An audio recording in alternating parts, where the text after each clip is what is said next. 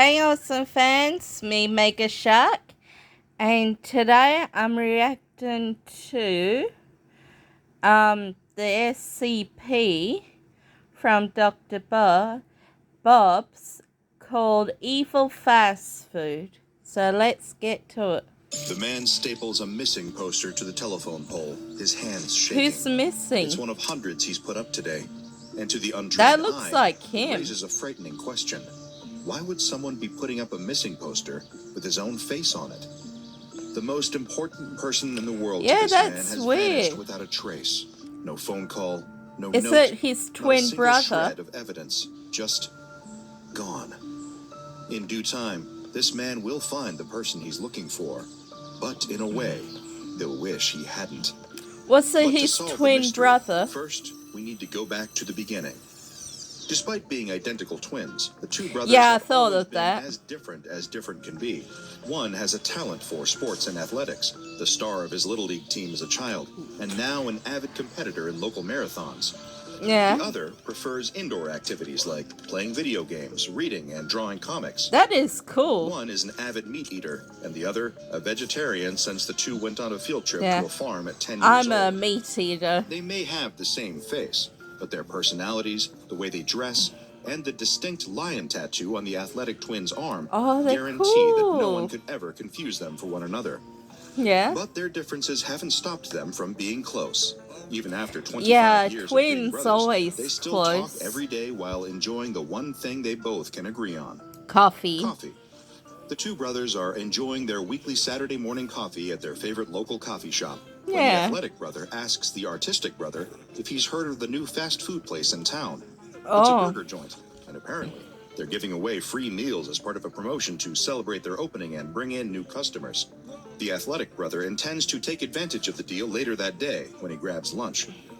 The artistic brother isn't particularly interested, but asks his brother to let him know if the fries turn out to be any good. That's interesting. The energetic one wants to go on fast food. Maybe because when they're energetic, they are getting hungry because of doing all the exercise. In the man's head. He shoots his brother a text, lighthearted but still concerned. Yeah. Did the burger give you the runs or something? You okay? It does seem really. Day passes, and still nothing. Yeah, that's not good. He even calls his brother's girlfriend to check in, and his stomach drops when she admits that she hasn't seen him since Saturday. That does it. Something is wrong. He drives to his brother's house and sees that the driveway is empty. The lights are off. Nobody's home. He scrambles to come up with his next steps. The police aren't likely to take him seriously with no signs of foul play. From an outside perspective, it looks like his brother just decided to take a trip without telling anyone. But he wouldn't do that. He'd let his loved ones know first, so that they wouldn't worry. The artistic twin feels his head spinning, his thoughts beginning to spiral toward the worst-case scenario. No, he can't let despair overtake him. He needs to keep a clear head. If only there was some way to track his missing twin. Someone close. Wait, that's it. The two brothers had switched on location tracking on their phones several months prior, and they should still be sharing locations. If his brother still has his phone, then he'll be able to find out where he is. The app shows that his brother's phone is currently in a nearby town about 2 hours away. Better get moving, and fast. The sooner he can get to the bottom of this maybe missing persons case, the better. Maybe it'll all turn out to be a big misunderstanding, and everything will be okay. He can only hope, but in spite of his hopes, when he arrives at the location where his brother's phone is supposedly waiting, there's no sign of him. This is not good. Car, abandoned on the side of the road, the door still unlocked. His phone is sitting on the driver's seat, left behind with the vehicle. This is not good. As the dread washes this over is him. not good. Leaving town unexpectedly is one thing, but his brother would never leave his car and his phone like this, not unless something terrible happened. The man scans his surroundings in a panic, searching for any clue as to where his brother might have gone. really panic. Nothing. There's nothing here but a fast food place. But wait, maybe someone inside saw something. One of the workers or the customers. It's a bit of a long This shot, is the SCP, isn't it? The fast food, because that's what the at the counter greets him with a wide, somewhat vacant smile. He asks her if she's seen a man who looked just like him, but she shakes her head. She hasn't seen anyone except for their customers all day. Speaking of which, would he like to try a burger and drink for free? Special new promotion. No. The man No. declines, grimacing No. at the inhumanity Yeah. of offering a fast food deal to someone clearly in so much distress. Yeah. For a moment, he thinks he sees her smile falter, betraying a glint of cold, hard cruelty in her eyes Yeah. beneath the veneer of friendliness. But just as soon as he sees it, it's gone, and the smile is locked back in place. This place is giving him the creeps. Get He out leaves of the there. restroom quickly, then No. get back No. out there and Get out of continue there. to search for Get the out killer. of there. Just Time is get of the out of essence. there. In the bathroom, he splashes a bit I of cold would, water on his if I face, need to pee, I finding will a slight pee sting bringing outside. back into his body as panic threatens to disassociate him from it. Gotta stay focused so he can keep looking. Then, out of the corner of his eye, he spots it. No, it can't be. But it Oh, is. shoot. There, on the wall of the bathroom stall, is a dead Oh bear my with a brother's gosh! lion tattoo. It's faded, barely noticeable, but it's definitely there. That's his He brother's calls the police, but tattoo. there's nothing they can do. After all, there's no way to definitively tie his missing brother to this fast food restaurant. A lion design and a free burger are hardly enough to build a case. But he knows, deep down, that they had something to do with it. And he isn't the only one. Sorry, This I case swear catches I the was attention just of shocked. the SCP Foundation, and they began looking into the restaurant chain. They even assign it an official designation, SCP-2789. Yeah. SCP-2789 is a fast food restaurant franchise by the name of Beef Belly Bill's.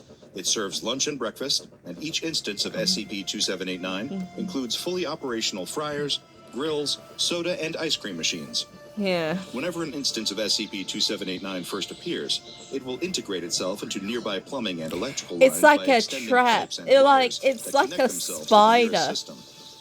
This is not the only strange thing that happens whenever a new Beef So a Belly Bill's spider, when opens, they lure but their you trap probably in, gathered that they from context clues. you know, prey in. When an instance appears, there will be at least 4 staff members inside.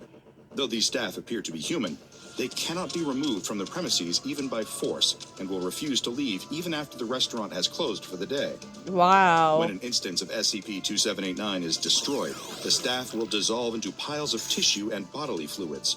This may sound gruesome, but it is far from the most disturbing aspect of SCP-2789. The true horror of SCP-2789 revolves around the promotional deal that 30 random Free people in meal. the proximity of the anomalous restaurant will be selected for each year.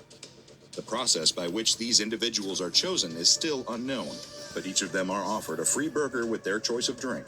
It sounds a bit too good to be true. Yes, it And that's does. because Too much. it is. After several missing persons cases were linked to Beef Belly Bills, specifically You never regarding the can victims get receiving free this promotional food. deal, the Foundation assigned agents to monitor the activity at several of the restaurants. When an individual was selected for this deal, the agents would track their whereabouts and monitor their condition from a distance. The first few people offered the deal declined it, and nothing of note happened.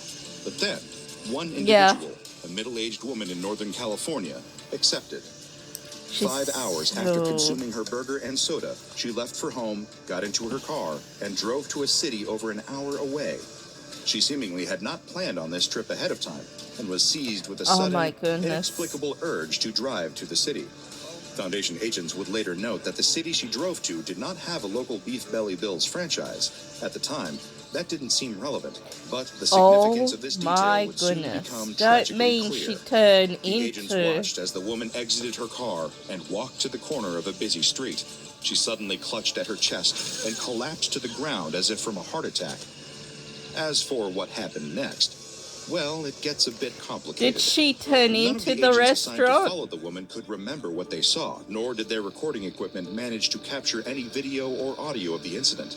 Instead, their cameras only recorded static interspersed with images of the Beef Belly Bills logo.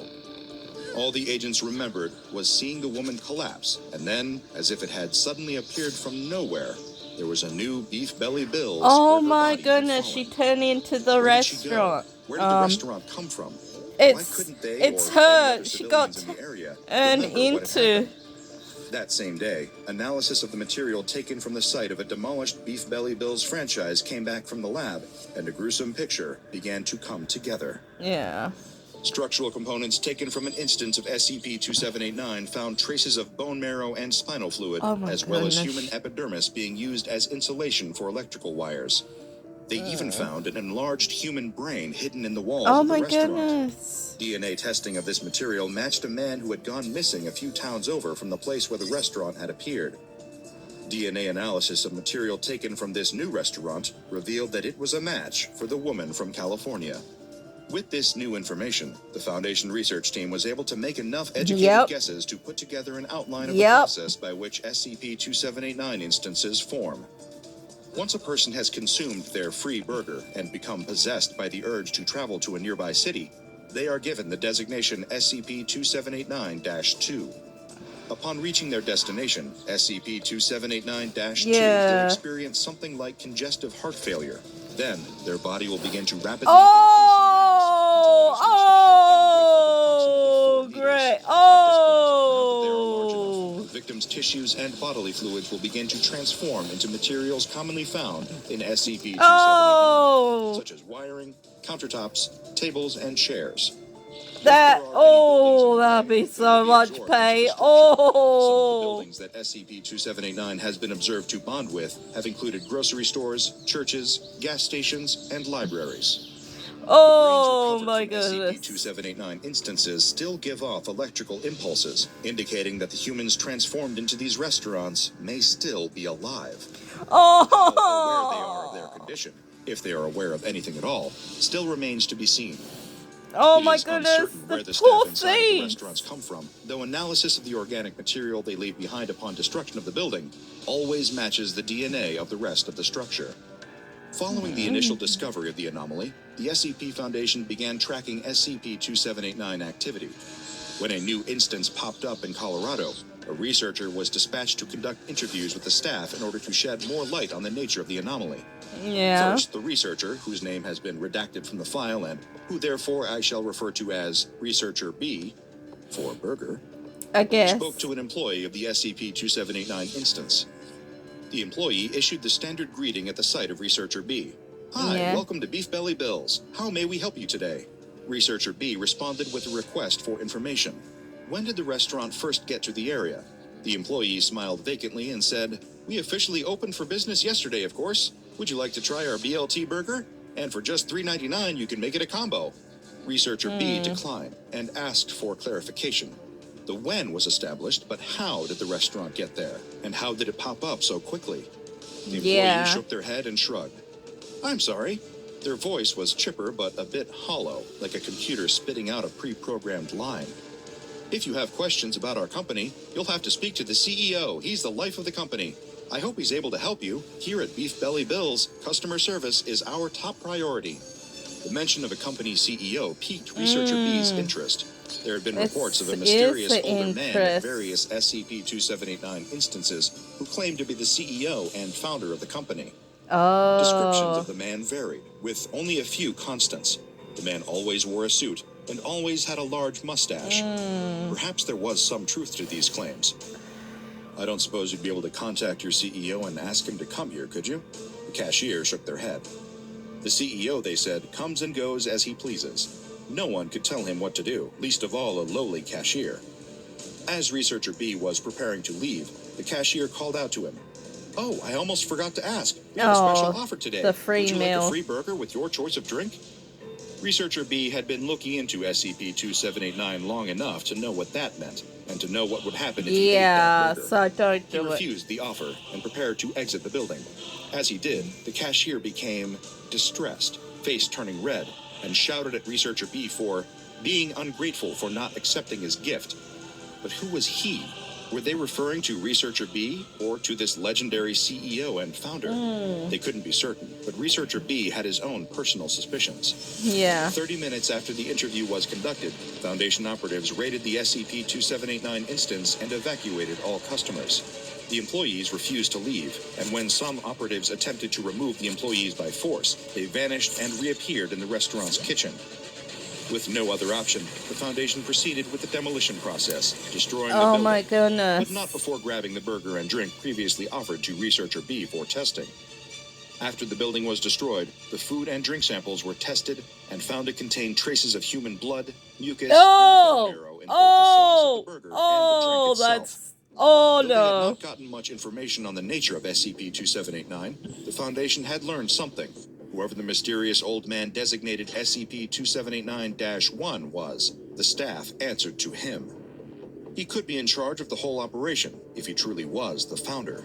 Agent R stands for Redacted, just a bit of Foundation humor, traveled to an SCP-2789 instance in Washington to attempt an interview with the founder, perhaps the famous Beef Belly Bill himself.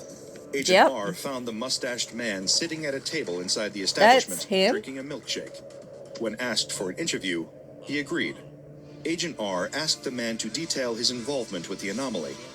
He responded, "I'm the CEO of this fine company. Beautiful, isn't it?" Agent R couldn't quite bring himself to agree. He replied, not a fan of the way the restaurant franchises were being constructed. You know, sacrificing innocent human lives and warping their bodies into organically derived fast food restaurants. The founder laughed at this and said, "Well, I'm afraid to have a successful business in this day and age, you'll have to make sacrifices. I expected someone from your foundation to know that." Agent R made sure to keep his face stoic, but privately, he was shocked. How did this man know about the foundation? More importantly, what did he know about? Who is he? He deflected the comment, keeping the focus on Beef Belly Bills. The founder went along with it. "Oh, of course. Here I was, sitting in my office one fine day, and I thought, what if I could increase the number of restaurants in my business at no cost, and increase production, also at no cost? Sure, there are some morally or ethically questionable things." Here, Agent R interjected, raising his voice. Disgusting, man. The deaths of hundreds just to increase production? The founder cleared his throat loudly to cover the sound of Agent R's voice. Then continued speaking, chest puffed out with pride. "But ultimately, it's all worth it to increase my business. Every person who accepts my gift is a hero. No, you're not a hero. You're a loser. It's not like the old days where someone would offer you a human sacrifice to help you along. No, the world has changed, and I've adapted along with it. After all, I am the life of the company." These words, killed many. Agent R had heard them before. He spoke up. "Your employees say the same thing, word for word. What exactly does that mean?" Rather than answer the question, the founder finished his milkshake, loudly sucking ice cream, if it really was ice cream, through the plastic straw. I don't think it's ice cream. When he was finished, he gave Agent R a wink and simply said, "That's a company secret." Then he stood up, tossed his empty cup into a trash can, and excused himself to go to the restroom. As soon as he was alone, Agent R called for MTF Unit Chi-17 to come and detain SCP-2789-1. However, when the unit arrived on the scene, the founder was nowhere to be, found. The instance of SCP-2789 was promptly destroyed, and the location and containment of SCP-2789 was made a top priority. They couldn't be sure why he knew about the Foundation, but they needed to find out as soon as possible, and by any means necessary. Any instances of SCP-2789 that are discovered must immediately be destroyed in order to prevent them from spreading. The aforementioned MTF Chi-17, cross-country, is assigned to locating instances as soon as they pop up. They accomplish this by monitoring social media and other available mediums and searching for any signs of SCP-2789. At this moment, the Foundation has still not been able to contain SCP-2789-1, but members of MTF Chi-17 have been advised to attempt to contain him whenever the opportunity arises. A standard humanoid holding cell has been prepared for the occasion, though I have my doubts about its ability to hold this mysterious fast food mogul. I don't mean to cast aspersions on the research team and their choices, but everything I have observed about this man indicates that he does not abide by the laws of nature, nor should he be assumed to be the ordinary man that he appears to be. I think he can teleport. With SCP-2789-1, I was struck by the man's mention of human sacrifice. He referred to it as a commonplace practice in the old days, something that has gone out of style with time and forced him to adapt to the new way of doing things. While it is obvious to anyone paying attention that this man is no ordinary fast food mogul, no, he's not ordinary. I have been developing my own personal theory regarding his true nature. He is an elder god of sorts, to borrow the language of cosmic horror, an ancient, powerful being that requires human sacrifice in one form or another. Oh my goodness. They were offered to him. Shoot! Now he hunts them with an offering of a free meal, transforming their bodies into tools to spread his influence across the nation, and perhaps the world. I don't know where Beef Belly Bill, as I've taken to calling him, came from. Nor do I know what his grand design is, if he has one beyond endless continuous growth at the expense of countless human lives. I only know that he cannot be allowed to continue unchecked. Yep. Somehow he must be stopped. In the But meantime, how? we would all do well to remember the old saying, there's no such thing as a free lunch. Yeah, no Check free. out the Dr. Bob No, Patreon and there's become a none. junior researcher today. Now, Okay, the next one is the final bell SCP rings, Hell signaling Bus. the end of a new class's first day at middle school. A girl exits the building, her backpack slung over her shoulder, body hunched under its unfamiliar weight. Yeah. It's been a long and tiring day. It Her would family be. just moved to this small Oklahoma town from the big city, and of course, she's spent every minute since then trying to adjust to her new surroundings. It's never The easy poor to girl. be the new kid in town. Right now, all she wants to do is to get home and relax. She doesn't want to think about school and its related anxieties for the rest of the night. As she walks down the stairs, she notices the school bus parked at the curb. Oh, that's I the can't wait to get out school of here. bus. Look This there. day can't end soon enough. Look at it. But for some reason, something about this bus sets her nerves on edge. Don't What go is it on that it. just Don't seems go on it. off? There's nothing blatantly wrong with the bus, but when she looks closer, she realizes that it definitely Seriously? looks a little strange. The different Little? parts of the A bus lot. just don't add up. Some parts are new, clearly just off the factory floor, while others are battered and bruised from long-time wear. Some parts even seem to come from different makes and models of bus. I guess it's not that strange, she thinks. After all, her old school always had a measly budget. You could practically see Really? the road through holes in the floor sometimes. Her new one probably just has those same issues. Aren't those problems all over the country after all? The school probably just had to buy a dilapidated old bus cobbled together from random parts to make ends meet. And besides, she thinks as she watches her classmates pile onto the strange bus without a second thought, none of the other kids seem to think that there's anything weird going on. This must all just be in my head, she thinks. I'm This probably is just not being weird good. because I'm so tired. Don't go Can't let on the myself become bus. the new girl Don't and go the on the weird girl. bus. No. The girl is startled as she hears a voice behind her. Hey! She turns and sees a boy that she recognizes. He sits behind her in class. They haven't spoken before now, but he seems friendly enough. You're the new kid in school, aren't you? He says. Yeah. Yes, my family just moved to town. She tries to talk to him, but she can't help but keep getting distracted by the weird bus. Don't. Right. The boy glances at the bus, as if he can sense her discomfort with it. You worried about the bus? I was pretty nervous my first time riding it, but I don't worry about it anymore. You get used to it, he tells her. Right, she says. The girl feels her cheeks going red with embarrassment. She doesn't want her classmate to think that she's scared of riding a bus. What if he tells the other kids that she's frightened of a bus ride? They're all going to think that she's some kind of silly baby. I'm not scared of the bus. It is just a bus, right? The boy grins, as if he knows something that she doesn't know. The girl doesn't want to admit her fear, and so with a defiant step, she climbs the stairs and enters the bus. Once she's on board, her unease doesn't go away. The first thing that she notices is that there is no one in the driver's seat. That's weird. Did the driver just step away to use the bathroom or something? Seems pretty irresponsible to leave the bus unattended. There's a line forming behind her, though, so she doesn't have time to think about this. She takes a seat and stares out the window, keeping to herself. The boy from her class follows and takes a seat next to her. It's a little wild at first, but trust me, you'll get used to it fast. In fact, some of us think it's kind of fun now. The girl blinks in confusion. Who is this weirdo that gets such a kick out of riding the bus? Is he a She almost wants to snap SCP? at him, to tell him that of course she's not scared of riding the bus. She's ridden the bus hundreds of times back at her old school. But at the same time, there's definitely something weird going on here. And as much as she's trying to play it cool, she's clearly not able to hide her feelings. This boy can easily sense that she's uncomfortable. Suddenly, the bus lurches into action and pulls away from the curb. He's looking. Wait, how can this be? She never saw the driver get back on board. The bus can't be driving itself, can it? She stands up in her seat and cranes her neck to see. Her eyes bulge from her head in fear and surprise as she realizes that, in fact, there's no one driving the bus at all. The driver's seat is empty, and the wheel is turning by itself as the bus careens down the road. Who's driving the bus? She shouts, but the other kids barely even react to her outburst. Most of them are chattering amongst themselves, and only one or two turn to look at her briefly before shrugging and turning back to their own private conversations. A chorus of giggles behind her alert her to the fact that she's just completely embarrassed herself.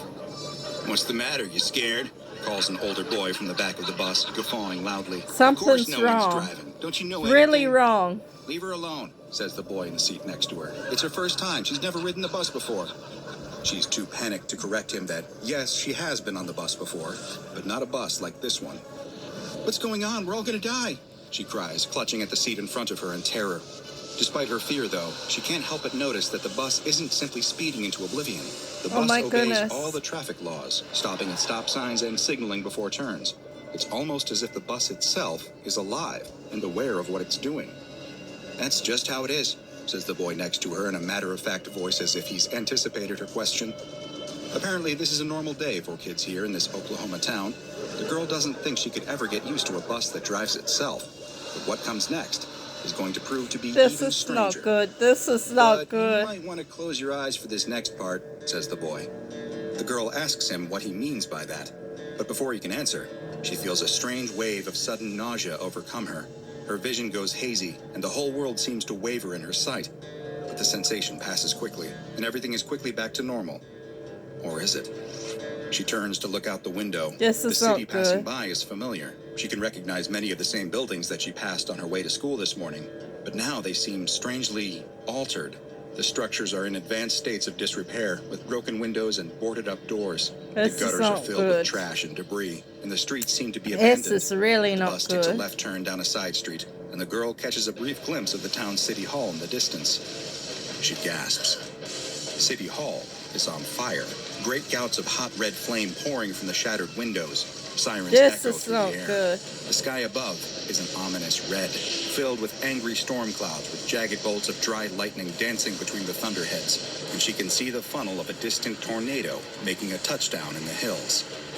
The bus briefly comes to a stop in front of the library, dutifully obeying a flickering traffic light. The library's windows are dark, but she can vaguely see shapes moving about inside.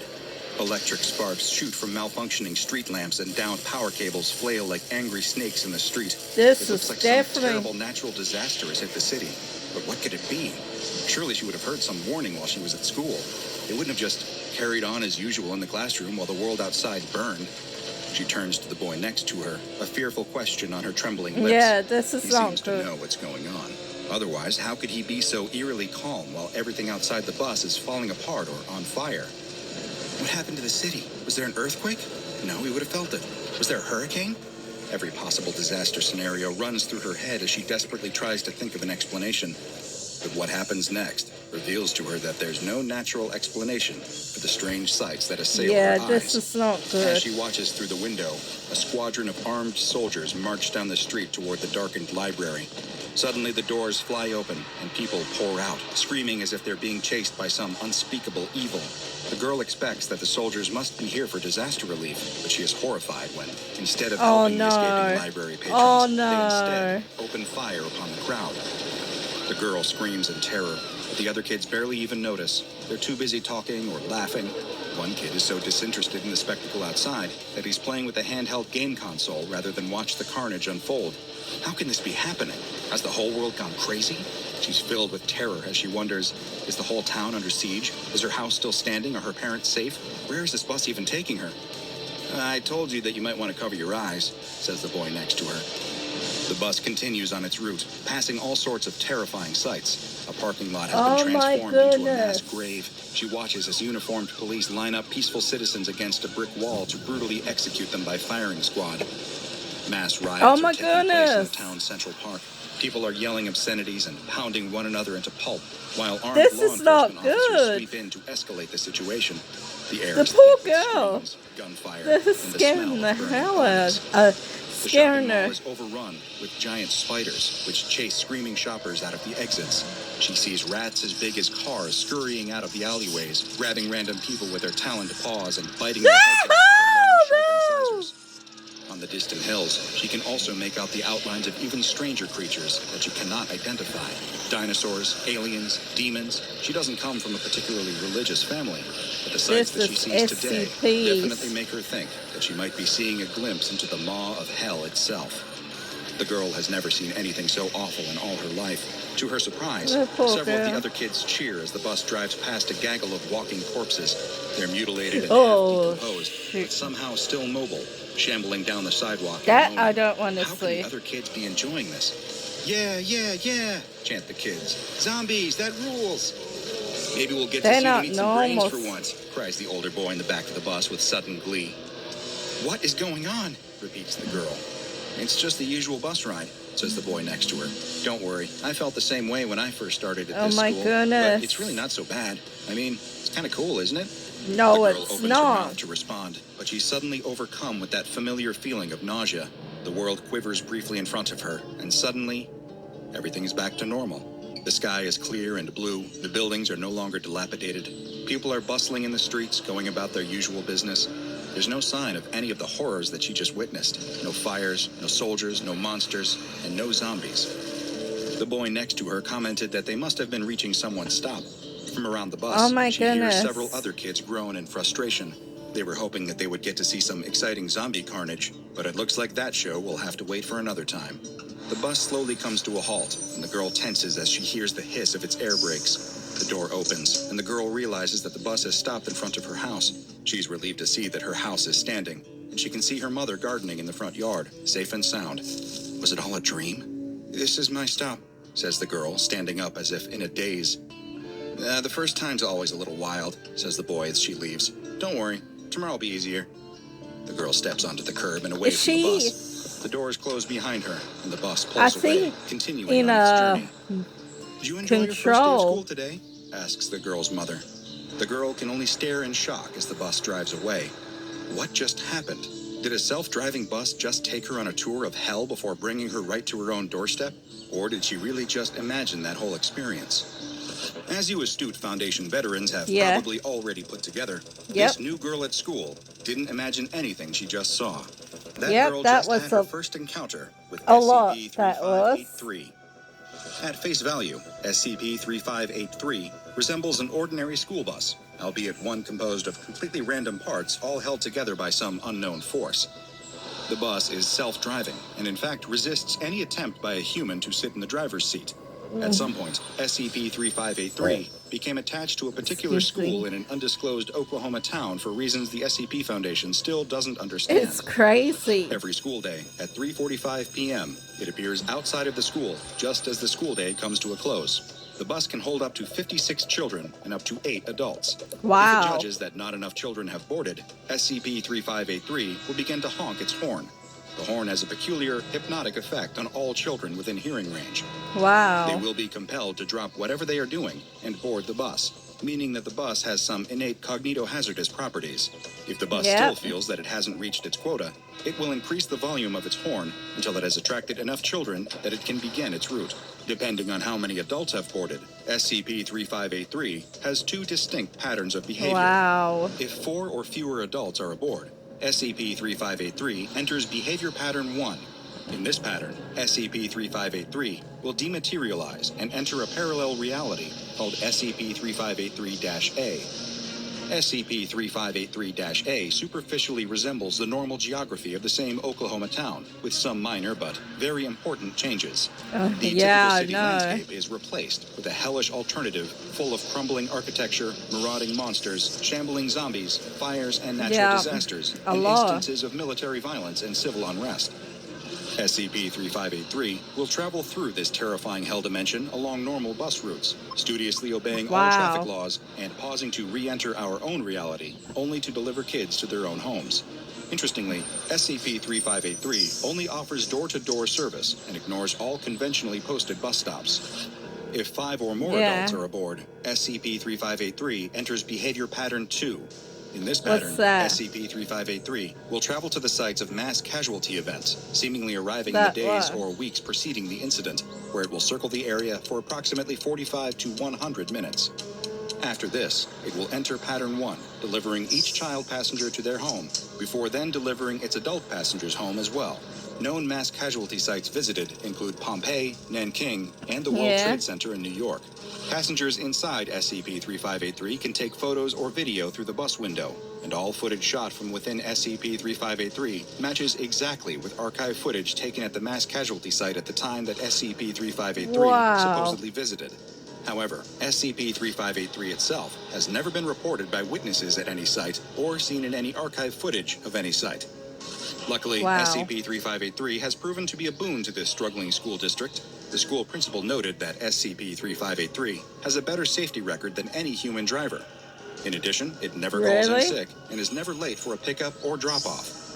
Every student that has received a ride in SCP-3583 has arrived safely, if a little shaken, at their home destination.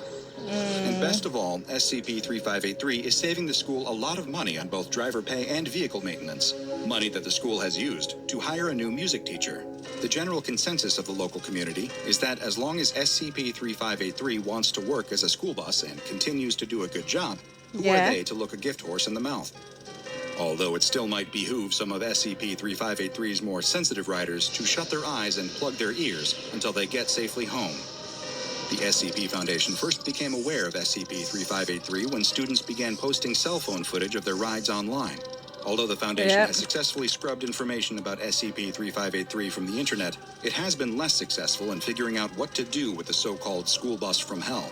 Foundation field agents are so far unable to explain SCP-3583's motive or operations. Conventional attempts to contain SCP-3583, such as impounding the bus or towing it to the junkyard, are futile. SCP-3583 will immediately dematerialize, falling apart into a rubble of disparate bus parts as the force binding it together appears to abandon this plane.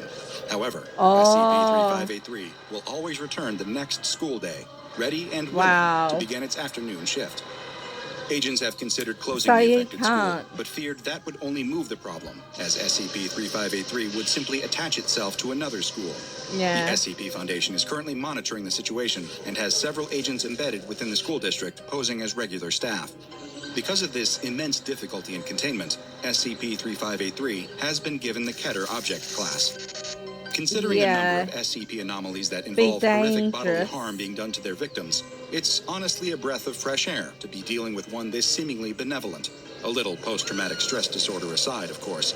And while Hellbus may be what most around the Foundation have taken to referring to this particular anomaly, I'm going to stick to my own name, the Tragic School Bus.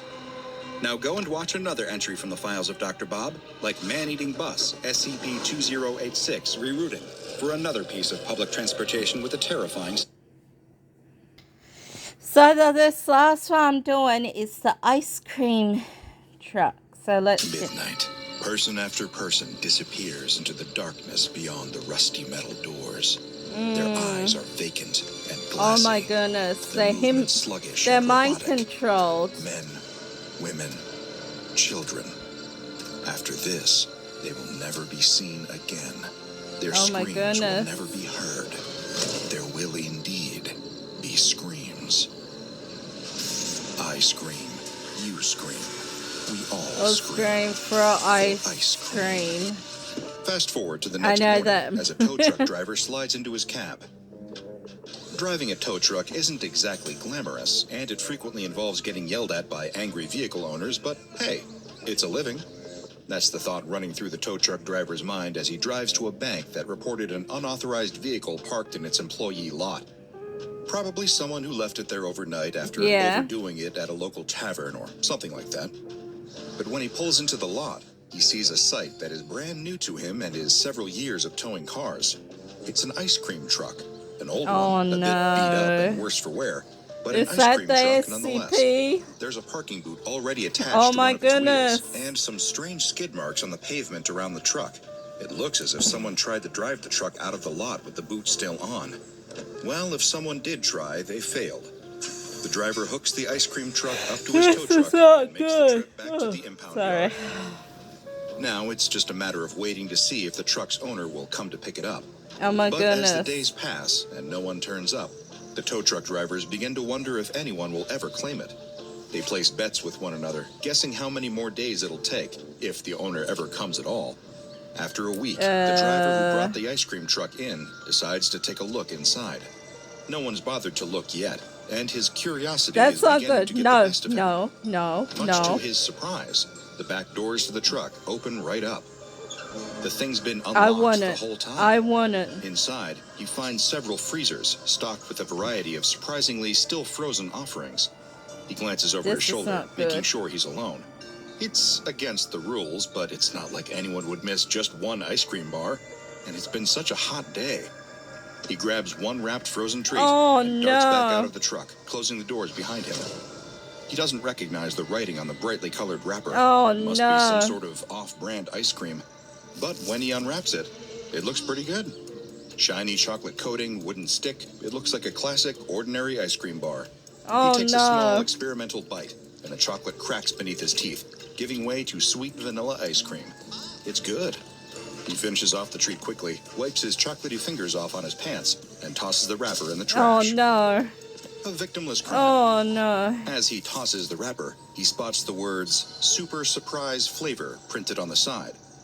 Vanilla is hardly a surprising flavor for an ice cream bar, but he shrugs it off as just an unusual marketing choice. He'll never know what he really just ate. And perhaps that's don't tell me. After all, ignorance is bliss. While the tow truck driver is waiting for someone to claim the ice cream truck and sampling its wares when no one's looking, What local police are scrambling to solve a series of missing persons cases. Over the course of the past several days, 4 people have vanished from a nearby trailer park. Each of them disappeared in the middle of the night with no sign of a break-in or any foul play. None of them left a note. None of them had a reason to up and leave in the dead of night. It just doesn't make any sense. With no leads to go on, the police reach out to an organization with a much better track record when it comes to unsolved mysteries, the SCP Foundation. 3 special agents are dispatched to the area, a young man relatively new to fieldwork, an older man who has been with the Foundation for decades, and a middle-aged woman with extensive experience in the field and the research lab alike. She looks sure tired. What they're looking for, but they'll know it when they find it. Something is making its way through this trailer park, taking people one by one in the dead of night. They just have to figure out what. The Foundation agents interview each member of the community one by one, asking if they saw or heard anything suspicious. One woman reports that she found her daughter standing outside just as the sun was beginning to rise. The little girl had gotten out of her bed and walked over a mile away from her trailer before the mother woke up and realized something was wrong. But when she asked her daughter what she was doing out of bed, the little girl had no memory of ever getting up. It must have been sleepwalking, the mother says. The agents suspect something a bit more sinister, a bit more anomalous might be at play here. But they don't know for certain until they speak to one more potential witness on their list, an elderly deaf man who lost his hearing to an illness over 50 years ago. The police neglected to speak to him, as none of the officers sent to investigate knew sign language. Luckily, the female Foundation agent happens to be fluent in ASL. Oh, that's She conducts an interview with the man, translating his statement for her colleagues. That's 2 nights ago, the old man tells her, he woke up to lights shining through his window. It was a pair of headlights, shining right into the window by his bed as some sort of vehicle drove by. As his window is not by any sort of main road, he was naturally perplexed and a bit alarmed. He checked his phone and saw that the time was just after 3 a.m. He sat up, peered out the window, and saw that there was a truck parked outside of his trailer. Not just any truck This is either, not good. but an ice cream truck. A welcome sight on a sunny afternoon, sure, but in the dead of night, seeing it there sent a chill down his spine. Yeah, it would. Yeah, But the it would. trepidation he felt at the initial sight was nothing compared to the dread that poured over him as he saw his neighbor walk out of her trailer, eyes wide and glassy like a sleepwalker, and begin to approach the truck. As she did, its back doors opened. Oh my as if goodness. welcoming her inside. Oh my goodness. Without so much as a moment of hesitation, the neighbor Oh woman my walked into the goodness. darkness, and the doors shut tight behind her. The man jumped out of bed, joints aching from the sudden movement. He pushed through the pain and ran out to the truck, yanking at its back doors, but to no avail. They wouldn't budge. Whatever had caused his neighbor to climb into the mysterious truck, there would be no getting her out, not without help. So he ran to his other neighbor's trailer and banged on their door as hard as he could. A married couple lived there, nice people, always willing to help a neighbor with a problem. They could do something, surely. Oh my goodness. The husband answered the door, and just as he opened his mouth to ask what brought the old man here at such an ungodly late hour, he stopped. His eyes took on that same glassy, vacant look, and he began to walk toward the ice cream truck as if in a trance. Of the sound. The old man grabbed the at his old neighbor's man, arm, he can't trying to hear, stop him so it from walking wouldn't into the affect truck. him. But the younger man was stronger than him. He broke free of the older man's grip easily and disappeared into the back of the truck. He ran inside and contacted the police, but no one ever responded. When morning came, the truck was gone, and his neighbors with it. As the old man recounts his story to the female Foundation agent, he becomes more and more distressed. He begs her to track down the truck, They find will. out what it's doing with the people it steals. They will. Before they go, Don't he worry. tells them one more detail. The truck, as far as he could tell, has no driver. It moves on its own. The agents are puzzled by his account. Not the part about the self-driving ice cream truck supposedly kidnapping people, but something else. It's obvious that this ice cream truck is responsible for the disappearances, but why is it only taking some people and not others?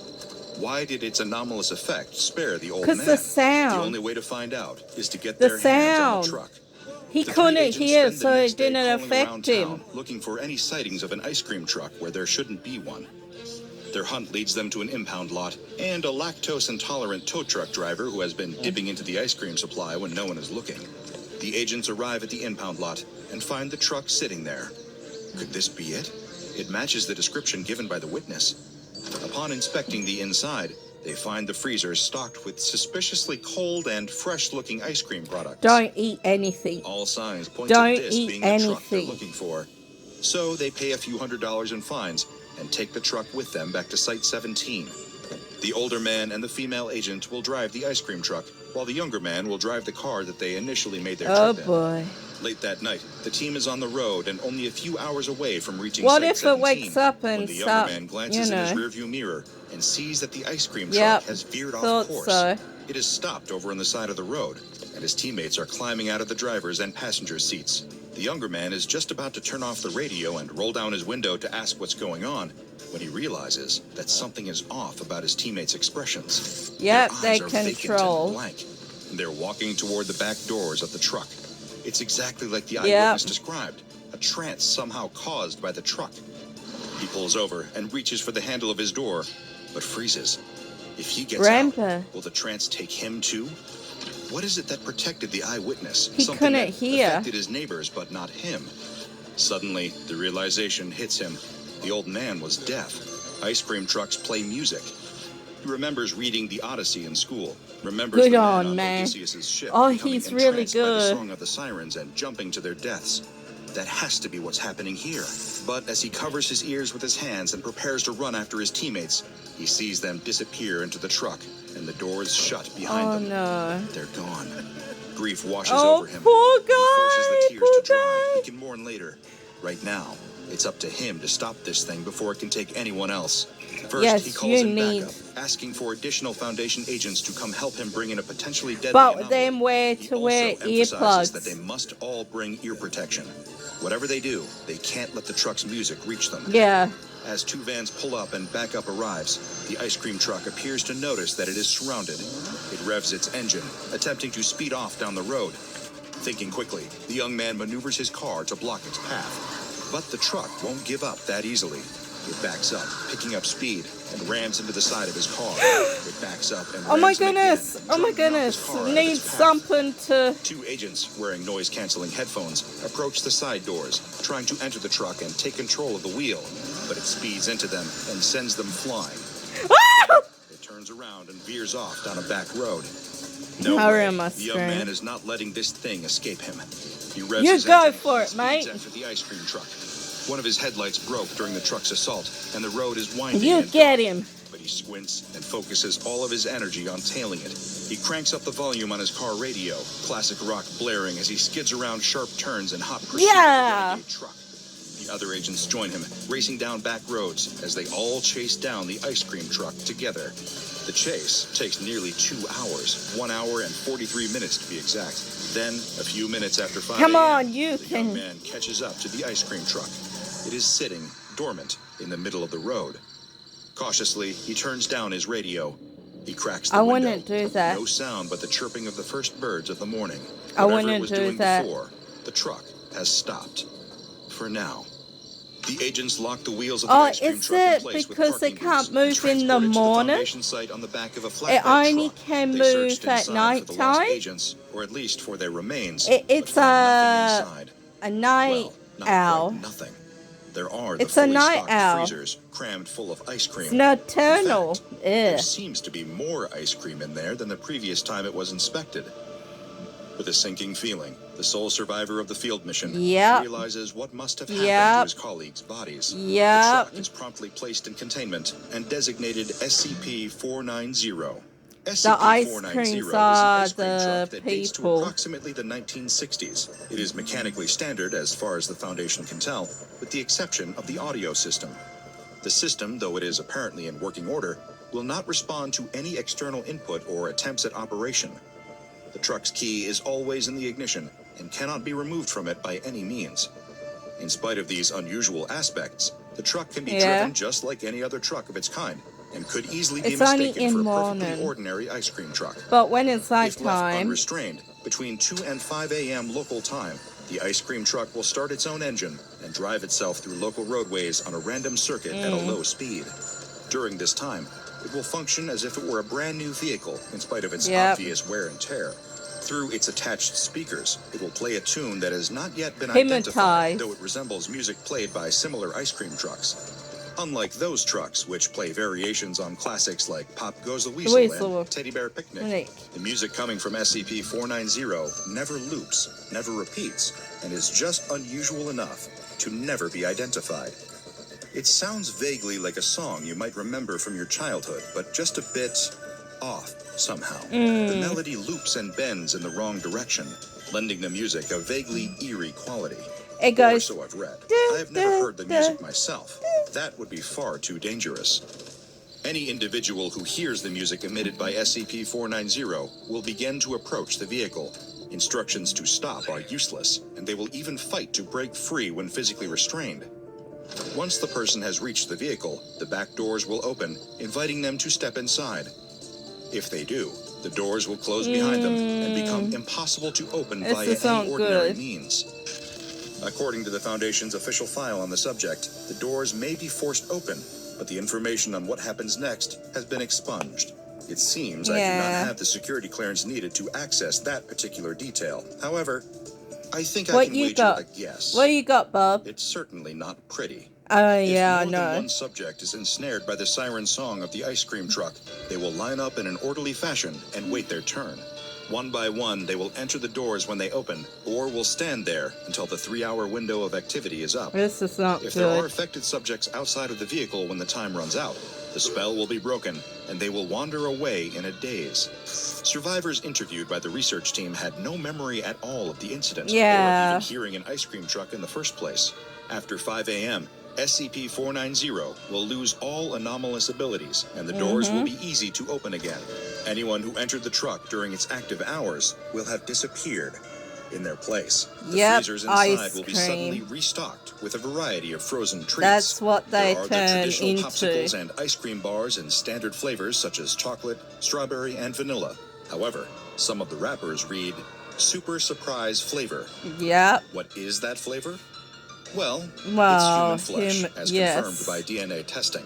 And yes, to answer the question you're getting ready to ask, the flesh belongs to the missing people who were lured in by the truck in the first place. I suppose it's truth in advertising. It would certainly be a massive surprise to find human flesh in my ice cream. If you're looking for a dairy-free option from this truck, fret not. I've been told there were also popsicles found in the truck's freezers, containing popsicles made from basic sugars and human blood. Buyers looking for a refreshing summer treat, I suppose. Apologies, sometimes I like to add a bit of levity to the subject at hand. It's okay, Dr. Bob. SCP-490 is currently kept in Foundation Storage Garage 17 Golf. This garage has been heavily soundproofed, and its door has been replaced with a soundproof door, outfitted with an interior code lock.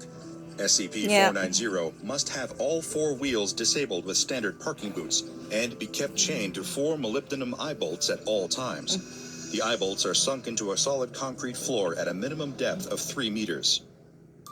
I prefer to keep my private life and my work separate, focusing on my research rather than personal anecdotes.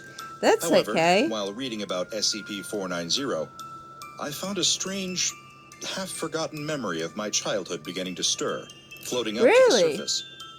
I was quite young, no older than 8 if I recall correctly. It was a warm summer night, and I was fast asleep. When all of a sudden, I heard the soft lilt of a melody, a gentle, tinkling sound like a music box.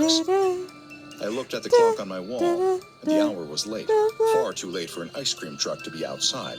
But the next thing I knew, I was standing in the yard in front of a streetlight, barefoot and still wearing my pajamas. My mother was gripping my shoulders, her eyes wide and wild with fear. She said that I had tried to leave the house in the dead of night to run after an ice cream truck. I had screamed and fought when she held me back from the strange vehicle, but thankfully she was far stronger than I. Oh, Was able to that keep me is from good. walking into the back of the truck. I can't be certain what exactly happened, how much of this memory is true, or how much was the scrambled recollection of a frightened child. But I You're do lucky remember you that my have mother your always mum. slept with earplugs in to block out my father's deafening snoring. She would not have been able to hear the music, the same music that lured me out of my bed and out into the night. If she hadn't been wearing those earplugs, if she hadn't stopped me, Yeah, well, I'd rather not think any more about that. I know. Should you ever hear strange music in the dead of You're night, lucky like an that ice you cream have truck a driving mom by like at an impossible that hour, pull your pillow over that your head saved your and try your life. best to block it out until morning. Otherwise, you might become the next super surprise flavor. Check out the Dr. Bob Patreon and become a junior researcher today. Now go and watch another entry from the files of Dr. Bob, like SCP-1386, Sentient Ice Cream Van. That'll be it for now, awesome fans. Don't forget hit that like button and subscribe and comment down below. Have a nice day, awesome fans. Bye.